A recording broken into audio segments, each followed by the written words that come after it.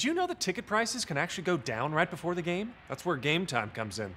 Game Time tracks ticket prices in real time from thousands of trusted sellers, then shows you all the best deals. So we can get tickets at the last minute for up to 60% off. Download Game Time now. Hey folks, and good morning. Welcome into the Cam Rogers Show on this Friday morning here on Chat Sports Facebook Live. I am Cam Rogers. Check me out on Twitter at Mr. Rogers99. We're presented by the Game Time app here today as I take you up until 11 o'clock Eastern Standard Time. Take a look at my script, ladies and gentlemen. There is a lot to get to here today. We are following a breaking story overnight from ESPN. From Seth Wickersham, alluding to the tensions rising in Foxborough, particularly among three names: Robert Kraft, the owner, Bill Belichick, the head coach, and Tom Brady, the greatest quarterback of all time. And when you have three egos going at it for so long, eventually friction can come about. So here's the deal. I'm going to walk through you all the story here from ESPN, top to bottom, in terms of the important nuggets here. So we'll start off with this. Quote, according to interviews with more than a dozen New England staffers, executives, players, and league sources with knowledge of the team's inner workings, the three most powerful people in the franchise, Belichick, Brady, and Robert Kraft, have had serious disagreements. Wickersham went on to say, those interviews describe a palpable sense in the building that this might be the last year together for that powerful trio for the New England Patriots. Bombshell type of stuff, ladies and gentlemen. And let me preface this discussion here with, look, the New England Patriots are a polarizing topic. We're going to get the loyalists out there for the New England Patriots just writing off this story saying there isn't any truth to it because it's all based on anonymous sources. Well, here's my message to you, Patriots loyalists out there.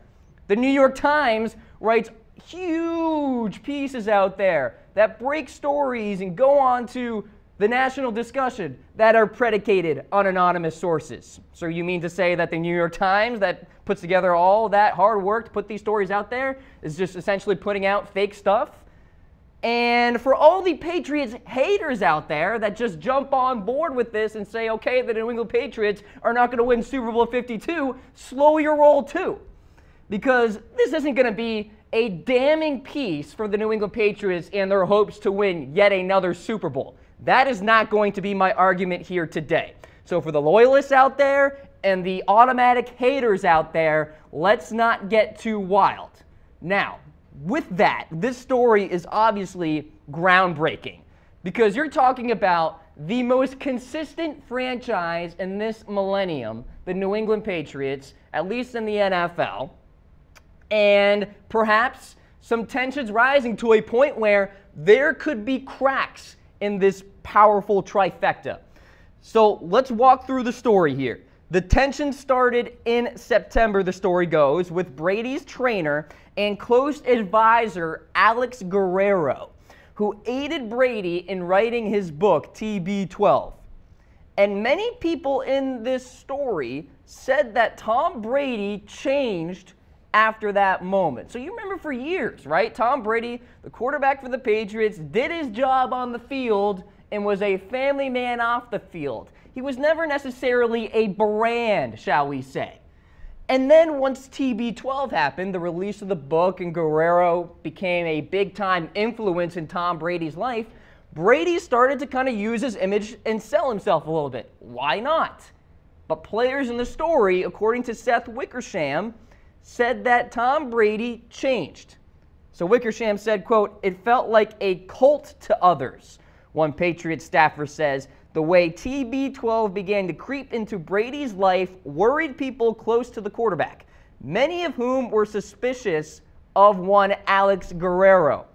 Quote, Tom changed, said a friend of Brady's. So this isn't just some water boy in the Patriots organization. This is a friend of Tom Brady. Continuing to say that's where a lot of these problems started.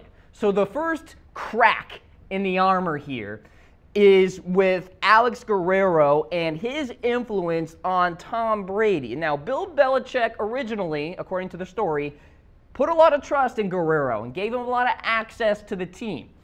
And eventually, that got sour. And Bill Belichick did not like the influence that Guerrero had on Tom Brady because, number one, a lot of the players out there were like, what do we do when we're hurt and we're rehabbing? We need advice. Do we go to Guerrero or do we go to the team doctors? Belichick wanted players to go to the team doctors. Brady, of course, along the lines of Alex Guerrero and what he can do in terms of helping out the players. So that's point number one.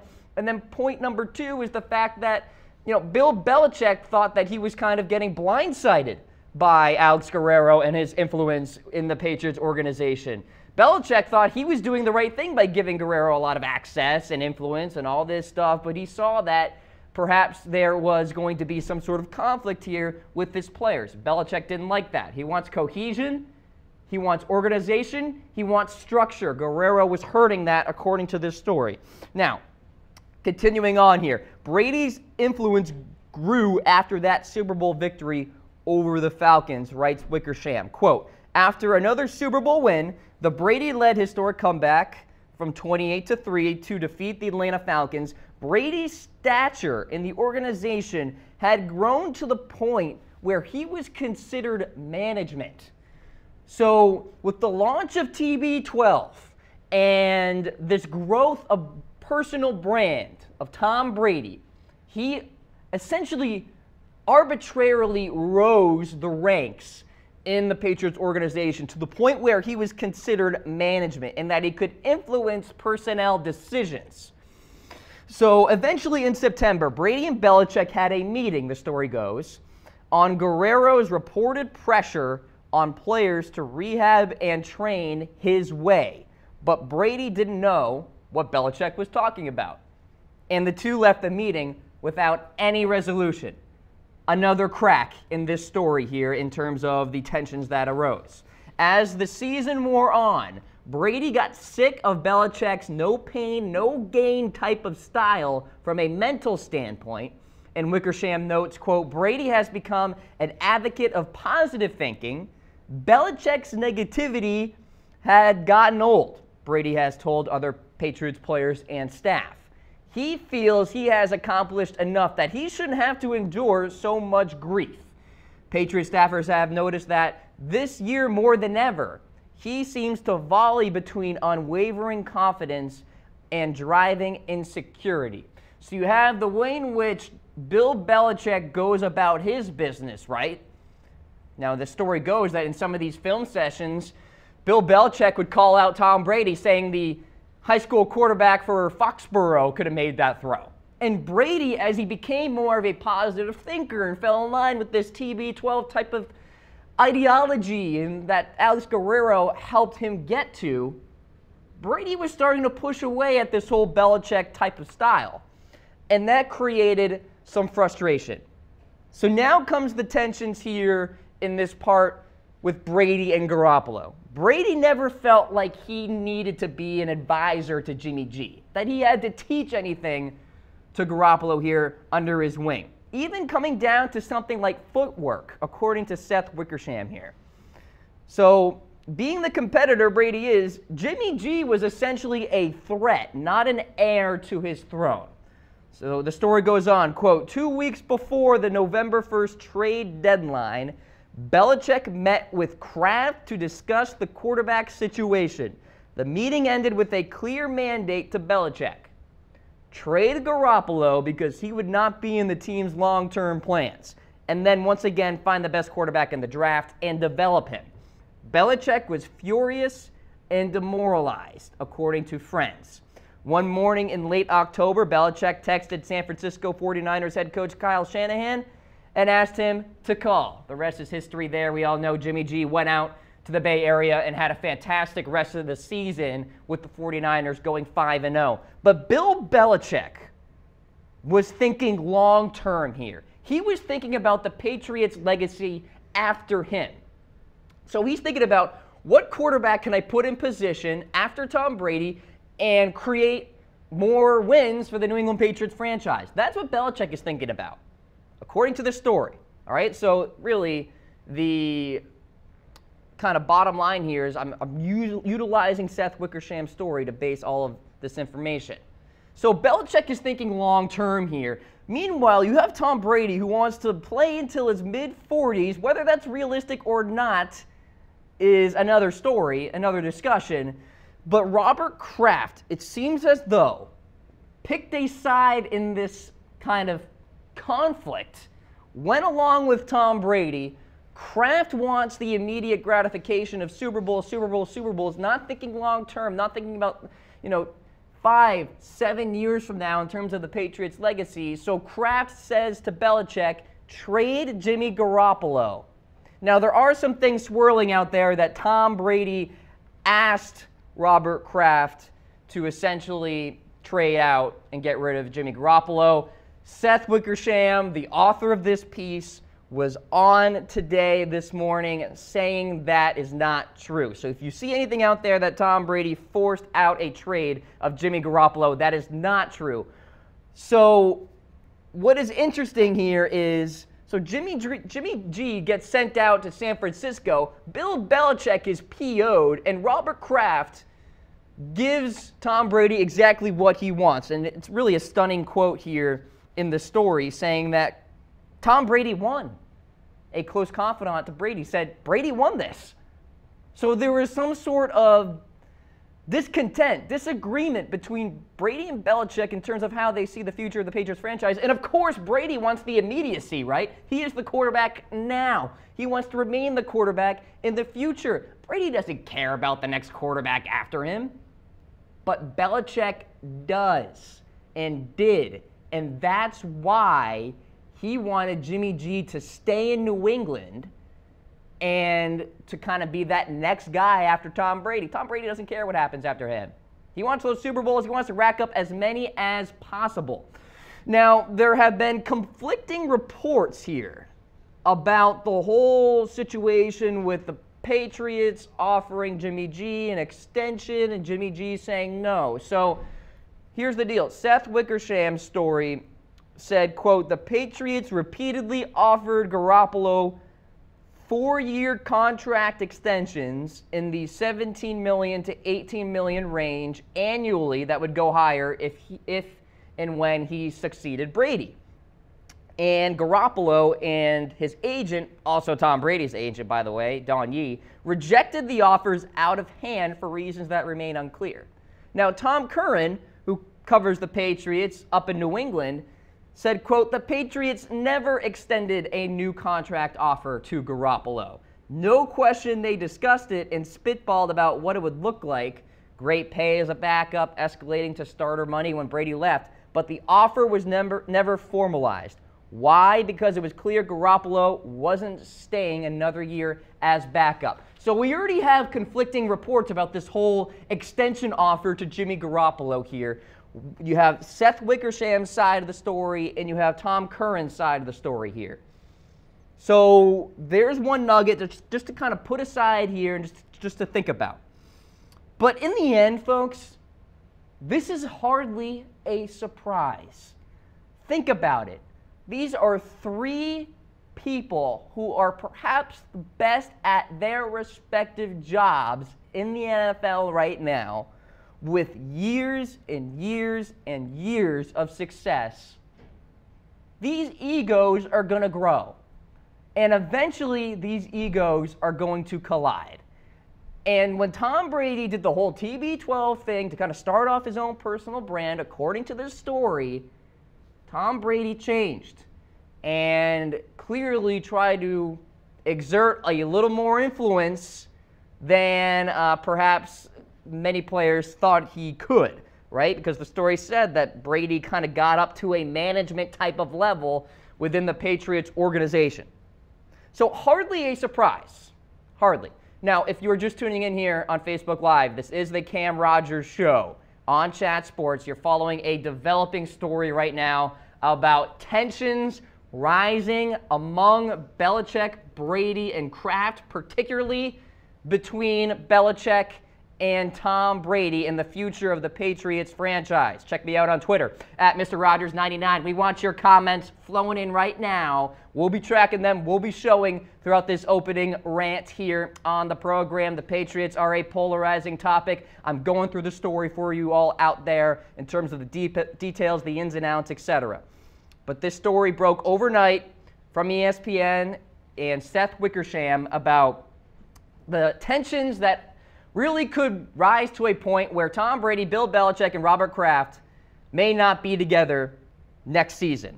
So I think the most damning part of this story appears to be the whole Jimmy Garappolo situation. Because it shows how Tom Brady wants to feel secure in his position, right? Because when you bring in Brian Hoyer, I mean, there's no threat there. But when you have Jimmy Garappolo, let's remember, he played pretty darn well when Tom Brady was suspended for those 4 games. That gave Tom Brady enough to say, all right, maybe my position isn't safe. I want to play until my mid-40s, right? And so perhaps a trade with Jimmy Garappolo would make sense. Now, again, he did not go to Robert Kraft and say, make this happen. But something occurred here where Robert Kraft felt the need to tell Bill Belichick, get rid of Jimmy G. And the story goes that Robert Kraft and Tom Brady were noticeably elated, hugging, smiles, laughter, all this stuff after that Jimmy Garappolo trade. So very, very interesting stuff there.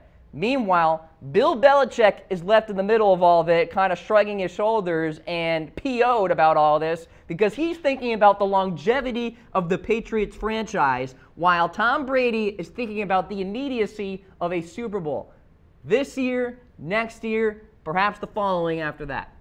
So you have 2 different perspectives about the future of the Patriots.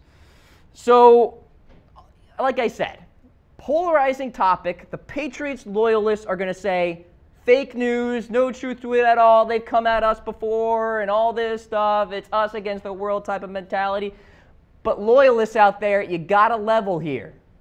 And I'm going to get to the haters in a second too. You got to level here because Wickersham is a respected journalist out there. Do you really think he's going to write up a whole piece about this based off of some water boy sources? I mean, he talked to players, friends of Tom Brady, and all this stuff, and put together a piece that I'm sure is very proud of. So you gotta at least level with me here and look at this story and think about the egos that are colliding. Again, will this deter the Patriots from winning Super Bowl 52? Absolutely not. But it's something to monitor going into the offseason in 2018. Patriot haters out there, don't just go ahead and say, oh my God, the Patriots are cheaters and all this and all this. It's all starting to drip, drip, drip, drip, drip. Look, the Patriots are going to be fine in the postseason. This isn't going to be a distraction. This is going to be bulletin board material out there for the New England Patriots. And, you know, it'll be interesting to see if Bill Belichick utilizes this as a motivating factor. As we have a weigh-in for the folks at home, is this the beginning of the end for the Patriots dynasty? One of our own, Harris Rubenstein, thinks that it could start to shatter pretty darn soon. This story talks about the idea that the dynasty could be over. At least one member of this dynasty or this trio could be out in 2018. So the developing story, if you're just tuning in on the Cam Rogers Show, we thank you for being a part of the program here. I am Cam Rogers. Check me out on Twitter at Mr. Rogers99. Tensions are rising in Foxborough. Bill Belichick wanted to keep Jimmy Garappolo. Robert Kraft did not. Tom Brady wants to play into his 40s. Bill Belichick is thinking about the long-term future of the Patriots franchise. Tom Brady thinking about right now, Super Bowl, Super Bowl, Super Bowls. And that's where the tension is, according to my research here in this story by Seth Wickersham, really broke out. All right, the Alex Guerrero thing was kind of the starting point. And then the whole Jimmy Garappolo deal, that really set things off. And Bill Belichick was not a happy guy. So, again, developing story here, breaking story, however you want to put it. There are going to be more and more reports out there about conflictions and all this stuff about perhaps Seth Wickersham in this part was, conflicting with another report. Tom Curran, as I mentioned, who reports for the Patriots up in New England, essentially contesting to the fact that the Patriots offered several extensions to Jimmy Garappolo and all that stuff. So, again, developing story, fluid situation. But let me say this. The New England Patriots, when these three egos collide, eventually there's going to be friction. They've done a great job at keeping this organization in fantastic shape, particularly Bill Belichick. I give him a lot of credit for it, but I don't even know if he can get out of this one. I don't know if he can escape the media and the hysteria that's going to come out of this bombshell report. All right, it's the Cam Rogers Show presented by the Game Time app. Check out the Game Time app, chatsports.com/tickets. Get up to 60% off all those last-minute sports tickets, concert tickets, and so much more. Many thanks to Game Time for sponsoring the Cam Rogers Show here today. Keep those comments flowing in, ladies and gentlemen. We want you a part of the show. So that's my little discussion about the New England Patriots and that story that broke overnight. Let's talk about the playoffs now. Here's a look at the AFC schedule for you. I'm getting you set for a busy football weekend. Oh, yeah, there are the Patriots, the #1 overall seed. Pittsburgh Steelers at 2. It's Buffalo and Jacksonville on Sunday afternoon.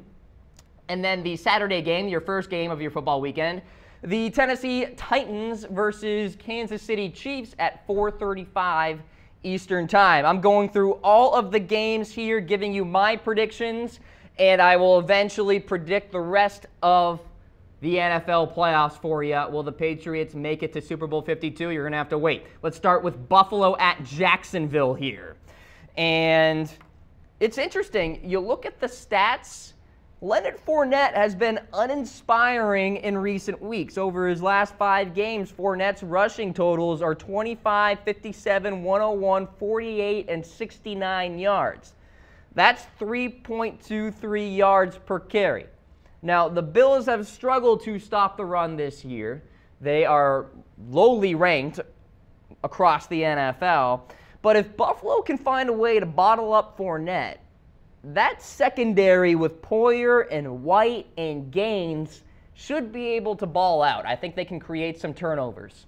Because Jacksonville has a very good secondary, no doubt about it. A.J. Boye, Jalen Ramsey, etc. But the Buffalo secondary is pretty darn good too, and not a lot of people are giving them credit, but I am. And I think Buffalo's secondary has an opportunity here to create some turnovers off of one Blake Bortles. So, of course, one of the main storylines we're all following, the health of LaShawn McCoy, running back for the Bills. He means so much to that offense.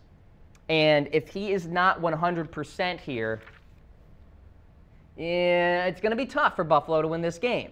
Now, do you have faith in Mike Tolbert to get 20 to 25 carries and make plays happen? I don't. So if Buffalo is going to win this game, it's going to be because Blake Bortles crumbles under the playoff pressure. And one Tennessee Titan player put it, he will crumble under the playoff pressure. As somebody who has crumbled under pressure on the football field, Blake, I feel your pain if that indeed does happen. So how will Tyrod Taylor do versus the Jags defense? I'm going to say if the Bills don't get creative in this game, I think the passing offense will struggle. Because if you just go man-to-man, straight up, let's do this kind of football on the offensive side, go right at Ramsey and Boye and Tashawn Gibson and Barry Church, I think the Bills are going to lose that battle. But if the Bills get creative here, show some things that they haven't shown on tape from the regular season. Heck, if Tyrod Taylor can get a little schoolyard football kind of action going, creating some plays with his legs, getting outside the pocket and ad-libbing a little bit, that's how I see Buffalo scoring points in this game. Now, the Jags, of course, own the #1 scoring defense. So of the 89 teams to make the playoffs with a top 2 scoring defense, 31 of them made it all the way to the Super Bowl. That's a 34.8% clip. Can the Jaguars go to the Super Bowl? No. So who do you think is going to win this game? Who you got? Give us a Bills Mafia for the Buffalo Bills, or a Saxonville for the Jacksonville Jaguars. So a lot of people out there in Bills Mafia were kind of chirping me on the Cam Rogers show, saying, oh, this guy's a hater. He's not going with the Buffalo Bills, and that's absolutely ridiculous. They have a very real chance to beat the Jaguars. Well, Bills fans, I wasn't making any predictions in my earlier shows this week, right? I was just talking about the inner workings, the X's and O's, and all that stuff. I saved all of my predictions for today. Here's who wins this game. The Buffalo Bills. 17-14, your final score. I'm not even looking at LaShawn McCoy and his health right now. I'm looking at Blake Bortles versus that secondary of the Buffalo Bills. And if Blake Bortles goes into this football game and doesn't get any help from Leonard Fournette, like I said, 3.23 yards per carry in recent weeks, it's all going to be on Blake, and that means turnovers will be aplenty. I think Buffalo devotes their defense at the start of this game to the line of scrimmage, bottles up Fournette, creates a few turnovers off of Bortles, maybe even a pick six, a fumble here and there, and Tyrod Taylor does just enough on the offensive side to give the Buffalo Bills a playoff victory in their first postseason appearance since 1999. I'm going along with Bills Mafia. They will beat the Jacksonville Jaguars. This is one of the more unpredictable games because both these squads are inexperienced in terms of playoffs. So you could go and make an argument on either side. The Buffalo Bills, though, will advance, and they will take on the New England Patriots in the divisional round. Okay, Tennessee Titans versus Kansas City Chiefs. It's been reported that DeMarco Murray has been ruled out, which means it's going to be all on Derrick Henry, even with Murray playing. Look, the Tennessee Titans can't score any points right now. I am certainly leaning more towards the firepower of the Chiefs rather than what the Titans have on the offensive side here. And look, the Titans have a solid front seven. Jarrell Casey, Avery Williamson, Wesley Woodyard, Arakpo. They're great players. But if the Titans can't score any points and you get 13 points out of Tennessee on the offensive side without any defensive points, that's not going to be enough to beat the Kansas City Chiefs at Arrowhead. And I am convinced, guys, that there's something wrong with Marcus Mariota in terms of the injury front. If the Titans lose this game, two things could perhaps happen. One, Mariota gets surgery because he's been dealing with something in his leg, and it's been reported by a very well-respected Tennessee Titan beat reporter that there's something going on there. Two, Mike Mularkey could get canned. He is not quite safe yet. It's been reported by Ian Rappaport that Mularkey could still get fired if the Titans go one and done in the postseason. So keep that in mind. So the Titans are 25th against the pass. So expect Alex Smith to go to the air often in this one, ladies and gentlemen. Chiefs have the firepower. Kansas City is the first team with a 4,000-yard passer, 1,000-yard rusher, 1,000-yard wide receiver, and a 1,000-yard tight end since the 1981 Chargers. The Chargers made it to the AFC Championship that year. Can the Chiefs make it there? I'm going to say sure, but I don't think they will, but they win this game. I got the Chiefs winning 28-14 against the Tennessee Titans. They did not look good even in their win, the Titans did, against the Jacksonville Jaguars. I don't have a lot of faith in that offense. I told you the defense is good, but I don't know if Tennessee can score enough points in this football game. Give me the Chiefs 28-14. Kansas City will go ahead and play Pittsburgh in the divisional round with Buffalo beating Jacksonville. This is the Cam Rogers Show here on Chat Sports Facebook Live. We thank you for coming along for the ride here as I take you up until 11 o'clock Eastern Standard Time. Check me out on Twitter at Mr. Rogers99. Throw in your thoughts in the comments section about all the topics here today. Bills Mafia, I hope you're happy with me. I'm picking your team to go into Foxborough and take on the Patriots in the divisional round. So that's the AFC side of things. Let's talk about the NFC now. We've got Falcons at Rams, Panthers at Saints in the late window on Sunday. Falcons-Rams, your Saturday night game. The Eagles and the Vikings are off. They have the bye weeks. Let's start off with Atlanta and LA here. So I've mentioned before that the Falcons certainly have a possibility of making a big-time run in the postseason, but I don't know if they can get past the Rams here. I see Aaron Donald taking over this game. This guy is perhaps the best player in the NFL, and the Falcons have a solid offensive line. Jake Matthews has made strides. Alex Mack at center has been elite.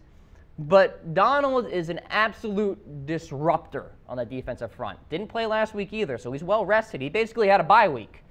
So with him coming after Matt Ryan and company, I'm going to have to lean towards the LA Rams in this football game and lean towards Todd Gurley, who perhaps could win the MVP trophy and honor.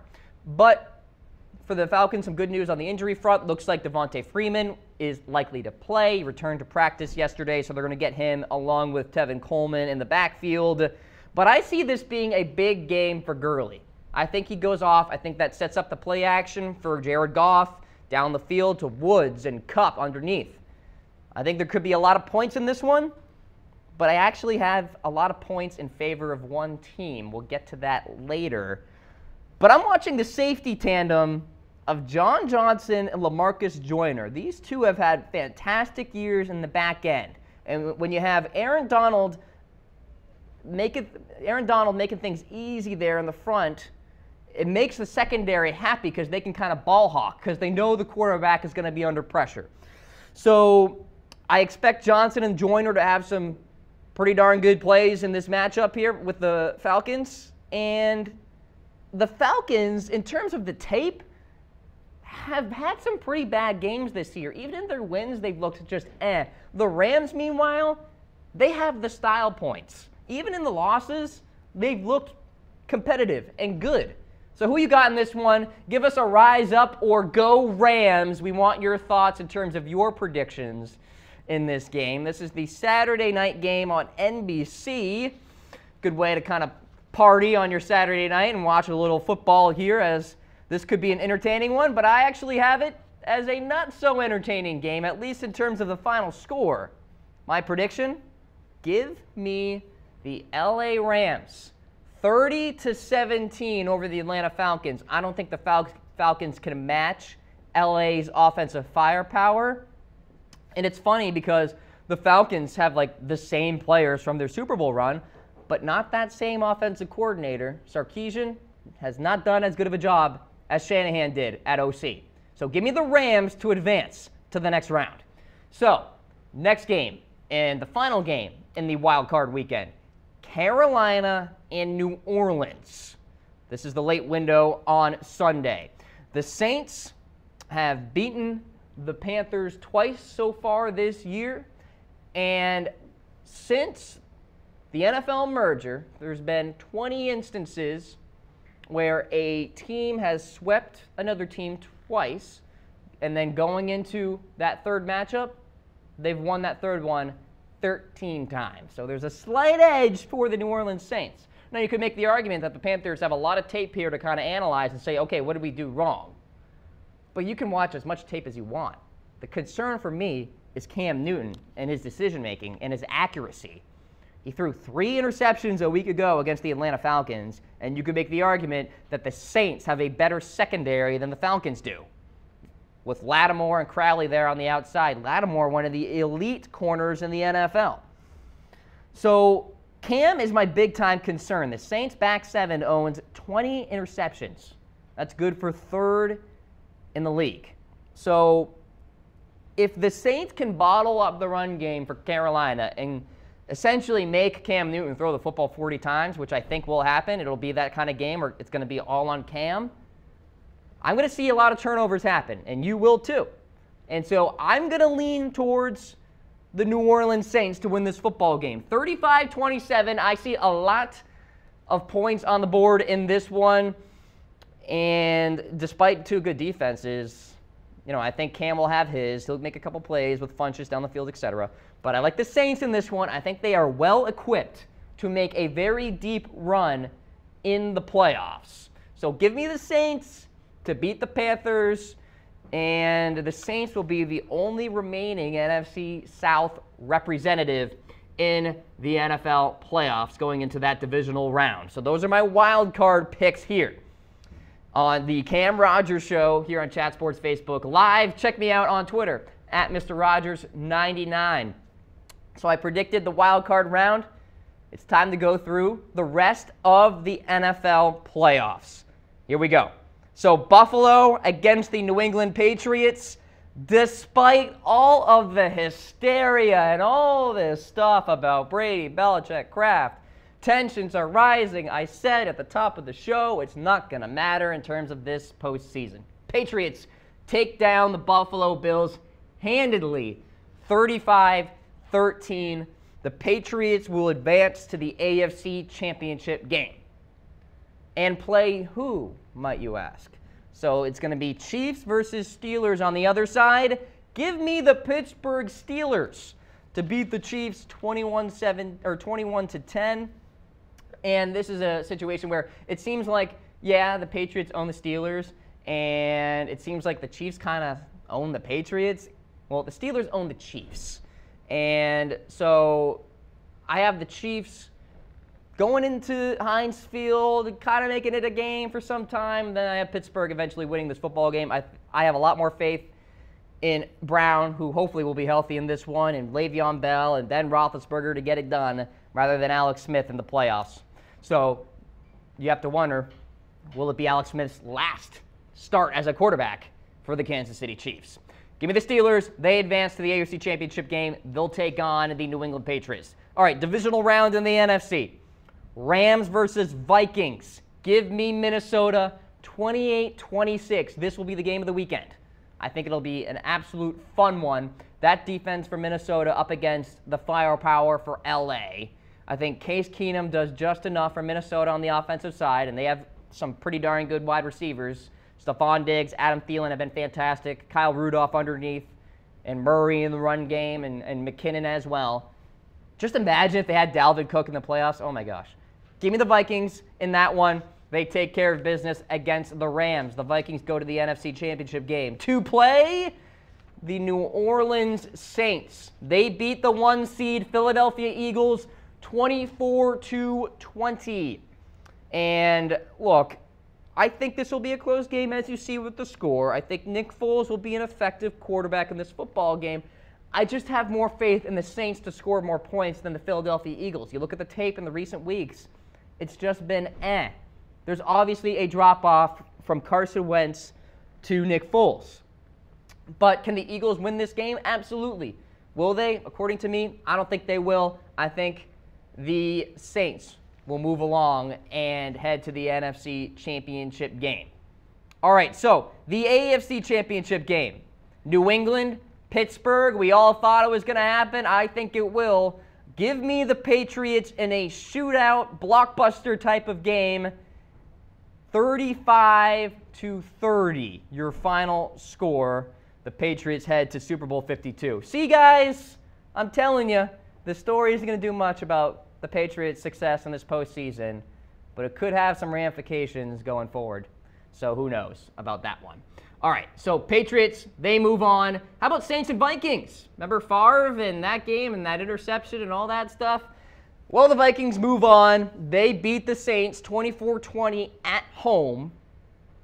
And the Vikings will head on to Super Bowl 52. They won't have to travel at all because the Super Bowl will be in Minneapolis. I think this will be a fun game. I think Drew Brees will play well, but I still have more faith in that Minnesota defense than any offense in the NFL playoffs.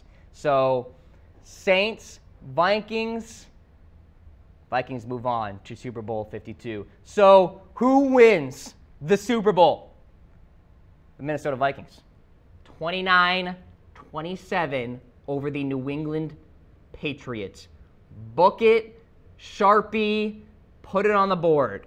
Minnesota Vikings are your Super Bowl 52 champions. Skol, baby. What's your Super Bowl prediction? Let us know in the comment section. You have heard from me. I am going with the favorites, if you will, the most likely Super Bowl matchup according to Vegas is New England versus Minnesota. I'm falling in line with that. I think those two are the best teams in their respective conference. That's why they make it all the way to Minneapolis to duke it out. your Minnesota Vikings are your Super Bowl champions. Keep those comments flowing. Matt chiming in. Saints, Patriots.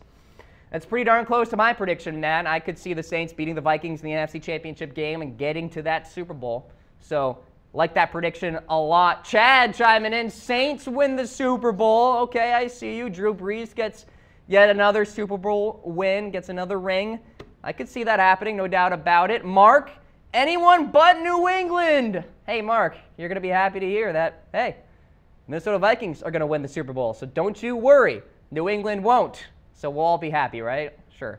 It's the Cam Rogers Show here on Chat Sports Facebook Live. We're presented by the Game Time app. Get up to 60% off all those last-minute sports tickets, concert tickets, theater tickets, and so much more. Chatsports.com/tickets is the website. So we had a jam-packed show just to begin with, and then we got this story about the New England Patriots and all that, so we had to cut out a few things here. So in terms of what we're going to talk about now, I want to talk about head coaching rumors.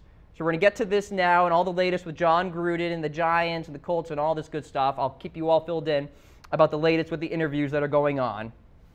And then we'll get to some Super Bowl odds here. I want to talk about the Super Bowl odds at the end of the show because I think that this could bring some interesting dialogue here with all you folks out there in the comments section. So we'll get to that. You perhaps had some interesting notes here on John Gruden surface yesterday. So here's the deal. John Gruden will broadcast the Titans versus Chiefs on Saturday. He is honoring that commitment. And I'm sure you all know Gruden recently told Golic and Wingo that he is being considered a candidate by the Raiders, but was ambiguous about essentially everything else. Now, Gruden did combat the reports by Adam Schefter and Chris Mortensen that Raiders owner Mark Davis is offering ownership stake in the organization. So he said that's not true, which is interesting considering Schefter and Mort both work in the same company. It's kind of awkward, all that stuff. So a recent report came out that Gruden advised the Raiders to draft Derek Carr. This via Albert Breer, and Breer is very with it in the NFL circles. He said that Davis and the Raiders would often consult Gruden about their draft picks. Now the question is, was this merely for insight or for a potential Gruden return down the line? That is the big question here. Now, if you go back and watch the John Gruden QB camp session with Derek Carr, there are some subtle hints in there about a future between these two. So it almost seemed like in the back of Gruden's mind, maybe he was going to return to the Oakland Raiders. It's a quick 6-second clip, but it's very telling. Let's roll it. Yeah, it is. Now, I want you. Right. What do you say about that? I appreciate that. Let's go win some championships. Okay. All right. There you have it. He wants Carr, and Carr's like, all right, let's do it. Let's go win some championships. Could it be just a fun little something that Gruden said back in his QB camp with Derek Carr? Sure. Could there be an underlying kind of hint to this? I think so. I think there's something to that. And so, in terms of money, Adam Schefter recently went on the Dan Patrick Show and said that Gruden could be the highest paid coach by a landslide. Schefter also recently downplayed that possibility of ownership stake in the deal, of course, because John Gruden went on Golic and Wingo and said himself that there really wasn't any ownership stake in all of this. But with the move to Las Vegas coming, it's very possible that this contract for Gruden could be backloaded in a sense so that he gets paid more during his time with the LA Raiders rather than the California Oakland Raiders, because Gruden gets paid more in Nevada due to no state income tax. So that's one possibility there. It could be a big reason why John Gruden gets paid a big ton of money. So the bottom line, he's going to be the next head coach of the Oakland Raiders, will likely call plays. Those are the reports. You got Paul Gunther as the defensive coordinator. Looks like Rich Gannon is coming along for the ride as well. Gruden in the process of setting up his assistants. So that's the latest with Gruden there. All right, let's go to the New York Football Giants. So they interviewed Steve Spagnuolo Also an interview expected with Jim Schwartz tomorrow, but there have been conflicting reports about that one. Josh McDaniels and Matt Patricia are also on the board. They too will be interviewed, and GM Dave Gettleman and John Mara are actually going to head up to New England for those interviews, weather permitting. Now, of course, there's a big storm, and you might have heard this bomb cyclone going on in the Northeast. I believe there have been reports out there that Mara and Gettleman may drive up to New England if they can't fly. Pat Shurmur is also believed to be interviewed this weekend. Shurmur has been a busy guy as well, offensive coordinator for the Minnesota Vikings. In sum, the Giants are looking everywhere. They have that brand name. They have the Big Apple. They're going to vet as many people as possible here to kind of look into things. So there are the Giants. Let's go to the Lions here. Interview two in-house candidates, Terrell Austin and Jim Bob Cooter. So they did their due diligence with them.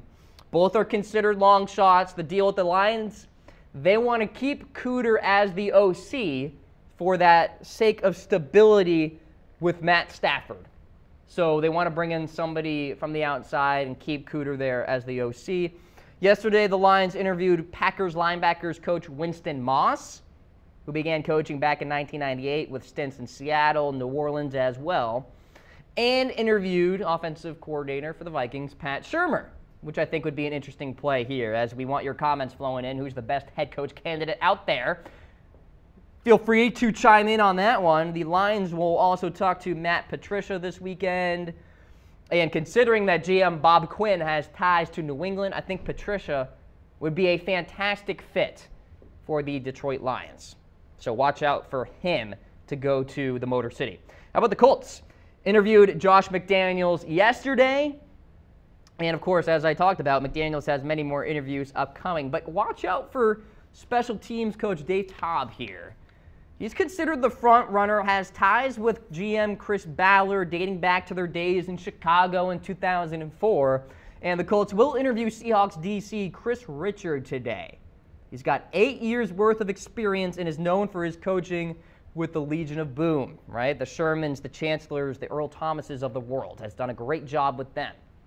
So the Indianapolis Colts, they like Dave Taub a lot. They're going to try Chris Richard and see what this guy brings. And we'll see what happens with the Indianapolis Colts. A lot of people believe that that is the most coveted head coaching vacancy out there because of one Andrew Luck. Interesting. We shall see. Arizona Cardinals.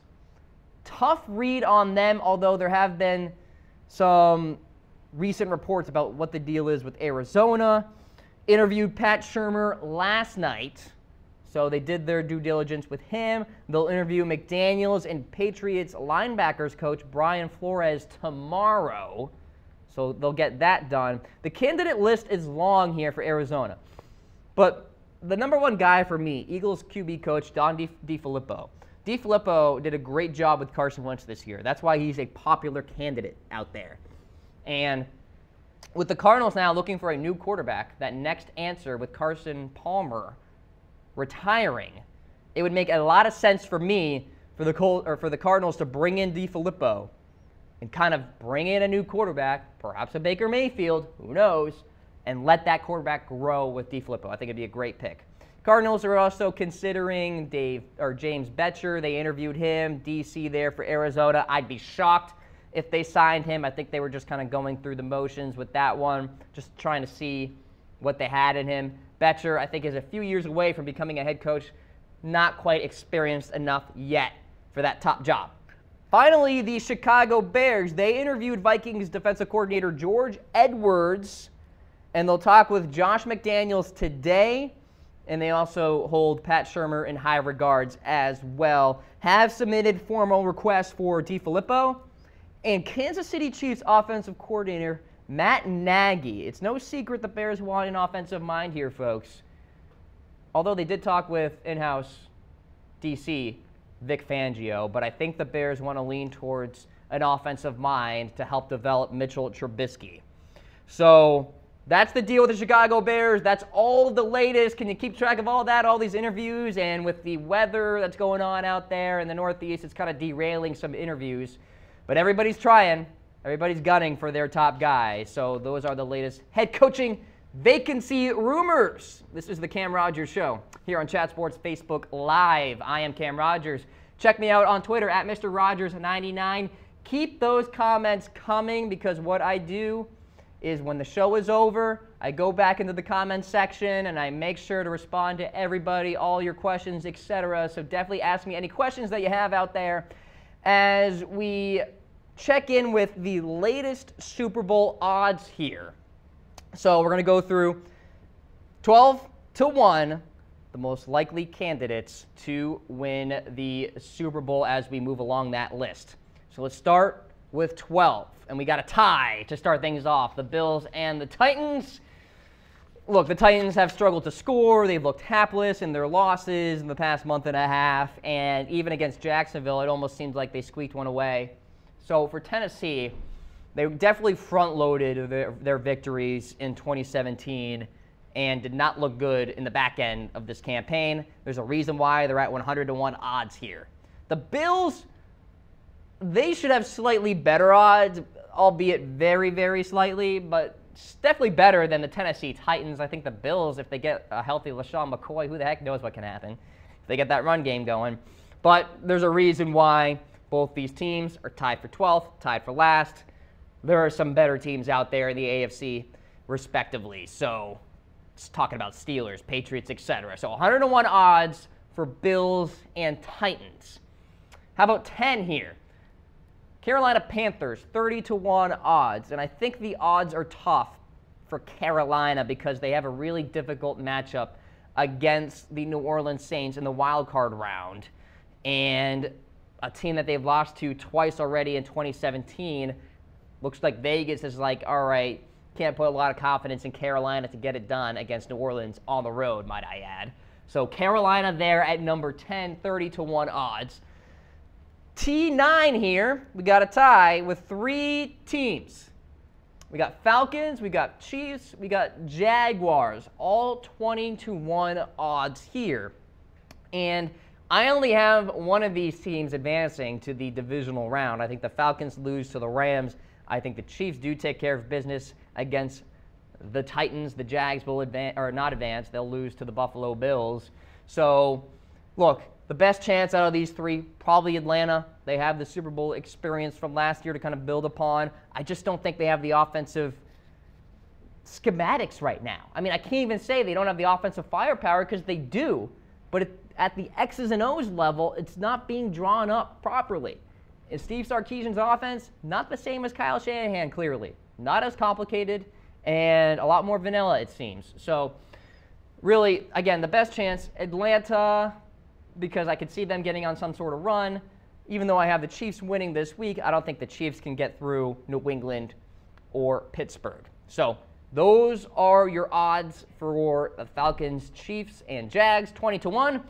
How about number 6? Philadelphia Eagles, 15-1 odds here. Vegas, not a lot of confidence in Nick Foles to get it done, but the reality is the NFC playoffs go through Lincoln Financial Field, and the Philadelphia Eagles have been pretty darn tough at home this year. I mean, that one loss was to the Dallas Cowboys 6-0 with not much to play for.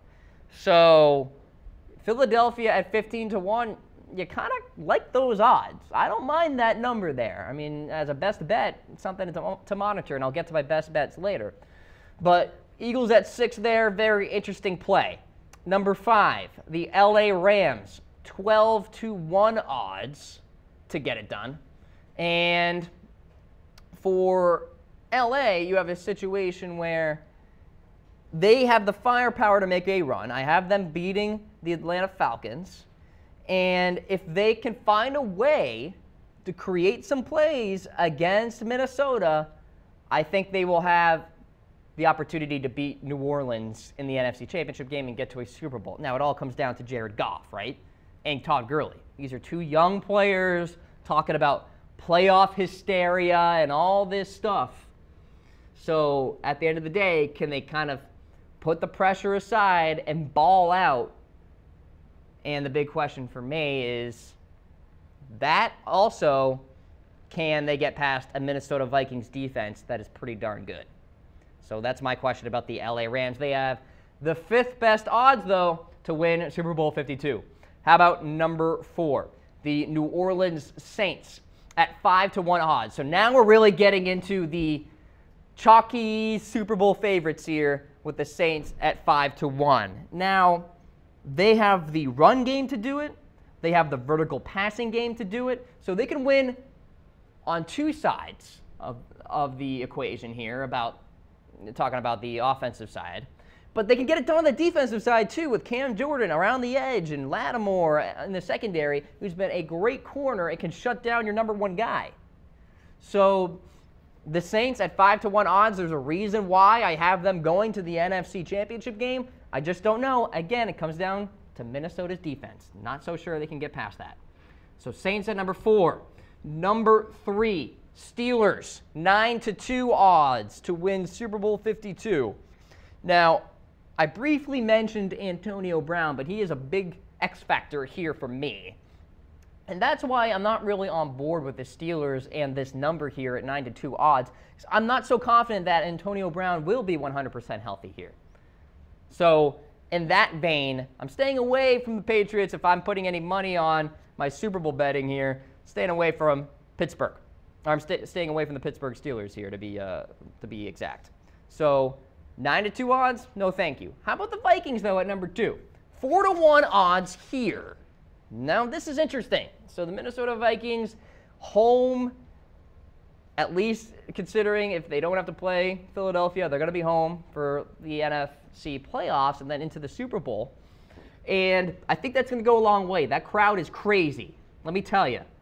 Good crowd. It gets overshadowed because of Seattle and Kansas City and all that. But the Skull Baby crowd is something to be reckoned with. Minnesota Vikings, as I said, they are a top favorite to win Super Bowl 52. And number 1, the New England Patriots, 2-1 odds to win the Super Bowl. Tom Brady, Bill Belichick, Robert Kraft. You know, tensions aside, I think they will make a run at the Lombardi Trophy. Will they win it? According to me, they will not. All right, let's quickly go through my best bets here. If you are throwing some money down for the Super Bowl, how about this? 12-1 odds for the LA Rams. I like this a lot. I do. Because it's a situation where there's an unpredictability about it. Because I feel like the Rams can catch fire with that offense. And there might be an opportunity for the Rams to shock and stun the Minnesota Vikings if they do make it all the way to the NFC Championship game.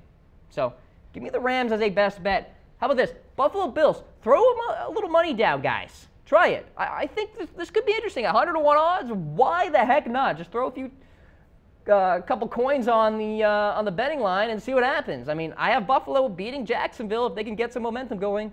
You never know. And the Minnesota Vikings, obviously, because I have them winning the Super Bowl.